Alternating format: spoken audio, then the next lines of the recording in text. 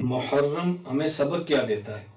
محرم جو ہمیں سبق دیتا ہے وہ سب سے بڑا یہ ہے کہ رسول اکرم صلی اللہ علیہ وسلم کی سنت کے مطابق زندگی گزارنا، اللہ تعالیٰ کے حکم کے مطابق ڈٹ جانا، یہ مسلمان کا شیوا ہے۔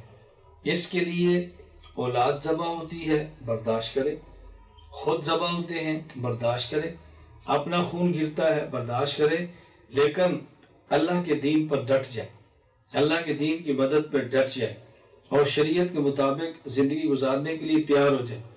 حالات موافق ہوں یا حالات موافق ہوں، ہم اس بات کے پابند ہیں کہ اللہ تعالیٰ کا حکم کیا ہے، اللہ تعالیٰ کا حکم کیا ہے، شریعت ہم سے تقاضا کیا کرتی ہے۔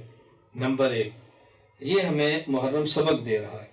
دوسرا سبق، ہمارے آباء و اجداد بڑے ہیں، اور جب آباء و اجداد بڑے ہوں تو پھر ان پہ فخر کرتے ہیں، اور آباء و اجداد بڑے ہوں ان کی زندگی کو اپناتے ہیں۔ جب آباء و اجداد بڑے ہوں ان کی طرف نسبت کرنے پر فخر محسوس کرتے ہیں۔ جب آباء و اجداد بڑے ہوں ان کا تذکرہ فخر سے کرتے ہیں، محبت سے کرتے ہیں۔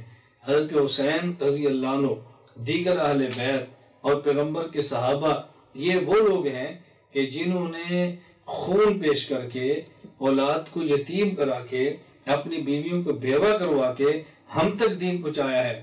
تو تیسرا سبق، ہم ان کے نقش قدم پر چلتے ہوئے ان کے لیے اصال ثواب کریں، ہم پڑھیں اور ان کے لیے بخشیں، ہم خرچ کریں ان کے لیے بخشیں۔ اہل سنت والجماعت احناف دیوبند کا عقیدہ ہے کہ ہم مالی یا بدنی عبادات کر کے اگر اس کا اصال ثواب کسی دنیا سے گئے ہوئے شخص کو دینا چاہیں تب بھی پہنچ جاتا ہے، اگر دنیا میں رہنے والے کو دینا چاہیں تب بھی اس کا اجر اس کو پہنچا سکتے ہیں۔ تو یہ بات بڑی اہم ہے کہ محرم کا مہینہ ہمیں سبق دیتا ہے صبر کا، فخر کا، اپنے کابرین سے نسبت کا، ان کے نقش قدم پر چلنے کا، شریعت کے حکم کی پابندی کرنے کا، اور اپنا سب کچھ اللہ کے راستے میں لٹانے کا۔